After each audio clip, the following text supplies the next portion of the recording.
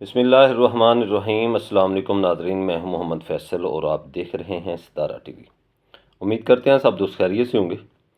नाज़रीन, आज डेट है 29 अगस्त 2025। सब्ज़ी मंडी कराची से आलू के रेट्स के साथ आपकी खिदमत में हाज़िर हैं।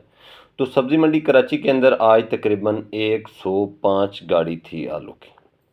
105 गाड़ी आज पहुंची है सब्ज़ी मंडी कराची के अंदर आलू की। और रेट्स के हवाले से बात करें तो आज रेट्स जो है वो आलू का कुछ इस तरह था कि सफ़ेद आलू सांटे जो है ठंडे स्टोर वाला वो 1500 रुपये से लेकर 1700 रुपये तक फ़ी 40 किलो के हिसाब से कराची मंडी में सेल होता रहा। गरम स्टोर वाले सफ़ेद आलू सेंटे के हवाले से बात करें तो गरम स्टोर वाला सफ़ेद आलू सेंटे 1700 रुपये से लेकर 1900 रुपये तक फ़ी 40 किलो के हिसाब से सेल होता रहा। सफ़ेद आलू मज़ीका के हवाले से बात करें तो मज़ीका आलू आज कराची मंडी के अंदर 1300 रुपये से लेकर 1500 रुपये तक फ़ी 40 किलो के हिसाब से सेल होता रहा।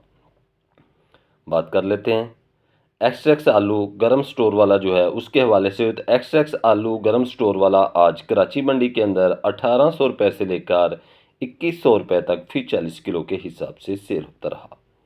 लाल आलू ठंडे स्टोर वाले की बात करें तो लाल आलू ठंडे स्टोर वाला जो है वो कराची मंडी के अंदर 1400 रुपये से लेकर 1700 रुपये तक फ़ी 40 किलो के हिसाब से सेल होता रहा। बात करते हैं आलू के बीज के रेट्स के हवाले से। तो आलू का जो बीज था उसका रेट आज कराची मंडी के अंदर 1000 रुपये से लेकर 1300 रुपये तक फ़ी 40 किलो के हिसाब से रहा।